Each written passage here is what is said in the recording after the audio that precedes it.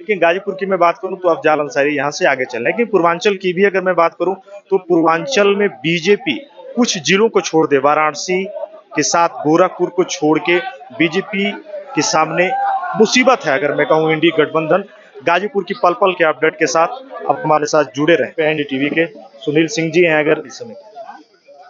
समीकरण क्या, आप देख ही रहे हो रिजल्ट। गाजीपुर से अफजाल अंसारी वैसे भी बहुत काफ़ी मार्जिन से यहाँ से आगे चल रहे हैं, और घोसी में भी करीब 10 से 12 हज़ार वोटों से अरविंद राजभर पीछे चल रहे हैं। इसके अलावा नीरज शेखर पीछे चल रहे हैं, सनातन पांडे वहाँ काफ़ी आगे चल रहे हैं। तो कहीं ना कहीं पूर्वांचल के साथ साथ पूरा उत्तर प्रदेश में इस बार जो इंडिया अलायंस जो है वो काफ़ी मजबूती से चुनाव लड़ रही है।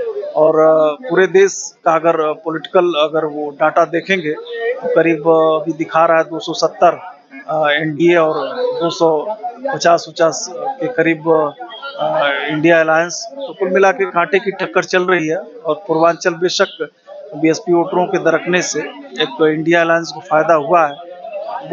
काफ़ी मुद्दे थे जो इस बार प्रभावित किए हैं इस बार के चुनाव में, और देखना होगा कि परिणाम। अभी 2-4 घंटे का समय बचा है, लेकिन फिलहाल स्थितियां अभी एनडीए के लिए बड़ी कठिन लग रही हैं। इसके साथ ही अगर जो मैं बताऊं 400 के पार सभी एग्जिट पोल में दिखा रहे थे, लेकिन इस समय अगर देखें तो बराबरी का अभी दिख रहा है, तो उस पर क्या दिख। बेशक सारे एग्जिट पोलों में जिस तरीके से बीजेपी एनडीए गठबंधन को भारी बहुमत दिखा रहे थे, लेकिन अब स्थिति ठीक उसके उलट दिखाई दे रही है। और अभी अभी आंकड़ा अभी और हो सकता है परिवर्तित हो, क्योंकि बहुत सारी ऐसी उत्तर प्रदेश की अगर बात करें तो करीब 20 सीटें ऐसी हैं जिसमें 10,000 से ज्यादा समाजवादी पार्टी के जो प्रत्याशी हैं वो आगे चल रहे हैं। तो अभी बहुत कुछ उलटफेर देखने को मिल सकता है। अब देखना होगा कि क्या परिणाम आते हैं। फिलहाल हमको और आपको इंतजार करना होगा।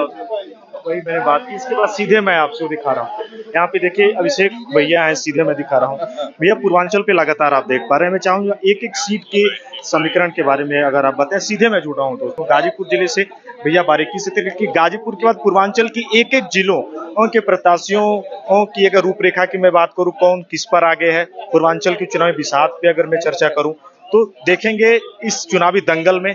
अब अगर मैं अभिषेक भी आपसे जानूं जरूर। देखिए, हम पूर्वांचल की गाजीपुर सीट से ही शुरुआत करते हैं। गंगा का किनारा है यहाँ पे। अफजाल अंसारी जो एथेंटिक न्यूज है अभी उसमें 28,997 वोटों से आगे चल रहे हैं। बलिया में सनातन पांडे जो हैं सपा के प्रत्याशी, वो 12,000 वोटों से एथेंटिक ये है। ये निर्वाचन आयोग की साइट से मैं बता रहा हूँ।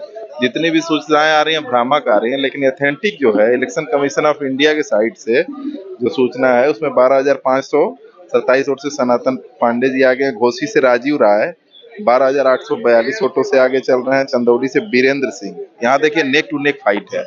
चंदौली सीट पे महेंद्र पांडे और बीरेंद्र सिंह में नेक टू नेक फाइट है। 12,000 वोटों से अभी सपा के प्रत्याशी बीरेंद्र सिंह आगे चल रहे हैं। इसके बाद आप घोसी हो गया। अब आ जाइए बनारस की जो सीट है। बनारस की सीट में जो प्रथम बैलेट की गिनती हुई थी उसमें प्रधानमंत्री नरेंद्र मोदी भी 6,000 वोटों से पीछे चल रहे थे। लेकिन अभी की स्थिति ये है कि 3 राउंड के गणना के बाद माननीय नरेंद्र मोदी जी 60,000 वोटों से अजय राय से आगे चल रहे हैं। आगे आप गोरखपुर सीट पे रवि किशन जी 25,000 वोटों से आगे चल रहे हैं। मछली शहर और जौनपुर की जो सीट है यहाँ पे सपा के प्रत्याशी 6 से 7,000 वोटों से आगे चल रहे हैं। यही स्थिति है। मतलब पूर्वांचल की जो सीटें हैं उसमें अधिकतर सीटों पे इंडिया गठबंधन आगे चल रही है। अगर मैं अभिषेक जी पूछूं, जैसे पूर्वांचल में बड़ी चुनौती थी ना बीजेपी के लिए कि कमल क्या खिल पाएगा बीजेपी को, तो क्या इस बार हुआ? देखिए, कहीं ना कहीं जो युवा वर्ग के मतदाता थे उनमें एक रोष था बीजेपी के प्रति। एक रोष था। रोष ये था कि जो इन्होंने, देखिए ये पूर्वांचल की जो धरती है, यहाँ भारतीय सेना में जाने के लिए युवा बहुत इच्छुक होते हैं, और हर मतलब परिवार से एक लड़का जो युवा होता है वो सेना की तैयारी करता है। तो सेना की तैयारी में जो इन्होंने एक रूल्स ले दिया 4 साल की नौकरी का, उस पे युवाओं में काफी रोष है, वो किसी कास्ट का हो, युवाओं में काफी रोष था। और दूसरी बात, जो बसपा का कैडर वोट था वो भी कहीं ना कहीं डाइवर्ट होके कुछ प्रतिशत 10 से 15% डाइवर्ट होके वो इंडिया गठबंधन को गया है। अगर अभिषेक जी गाजीपुर की बात करें तो गाजीपुर की स्थितियां शायद अफजाल अंसारी जी आगे चल रहे हैं, आगे क्या है, बीजेपी ने पूरी ताकत झोंकी थी गाजीपुर में। देखिए, ताकत नहीं, गाजीपुर और आजमगढ़ ऐसी सीट है जहाँ पे जाति समीकरण के हिसाब से ये मतलब सपा का गढ़ माना जाता है। गाजीपुर और आजमगढ़ जैसे कन्नौज, इटावा और मैनपुर गढ़ माना जाता है, उसी तरह से पूर्वांचल में गाजीपुर और आजमगढ़ सपा का गढ़ माना जाता है। तो सपा का गढ़ है तो यहाँ तो जाहिर सी बात है कि नेक टू नेक फाइट रहनी चाहिए, लेकिन अभी जो स्थिति है उसमें अफजाल अंसारी जी लगभग 20,000 वोटों से आगे चल रहे हैं। अगर मैं बात करूं जैसे 400 पार का नारा था, उसमें आप क्या कहेंगे, एनडीए बनाम इंडी गठबंधन, बीजेपी आगे निकल रही है, लेकिन आगे क्या हो सकता है, अभी तो बहुत समय है।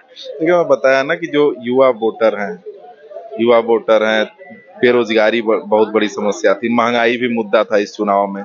इन सबको देखते हुए कहीं ना कहीं एंटी कन्वेंसी 10 साल जो बीजेपी सत्ता में रही है उसके बाद एक एंटी कन्वेंसी है, एंटी कन्वेंसी का भी वोट इंडिया गठबंधन को मिल रहा है, जिसका फायदा इंडिया गठबंधन और उसके सहयोगी दलों को मिल रहा है। धन्यवाद भैया। और भाई मैं सीधे अगर आपको दिखा पाऊँ, जो मेरे कैमरामैन है थोड़ा सा अगर इधर आ जाए और गाजीपुर की बात करूं तो ये मीडिया गैलरी है, यहाँ पे लोग बात कर रहे हैं। सीधे अगर मैं दिखाऊं तो जो मीडिया बॉक्स था यहाँ पे लोग बात कर रहे थे, लेकिन गाजीपुर की मैं बात करूं तो अफजाल अंसारी यहाँ से आगे चल रहे हैं। लेकिन पूर्वांचल की भी अगर मैं बात करूं तो पूर्वांचल में बीजेपी कुछ जिलों को छोड़ दे, वाराणसी के साथ गोरखपुर को छोड़ के बीजेपी के सामने मुसीबत है। अगर मैं कहूँ इंडी गठबंधन, गाजीपुर की पल पल के अपडेट के साथ आप हमारे साथ जुड़े रहें। जय हिंद।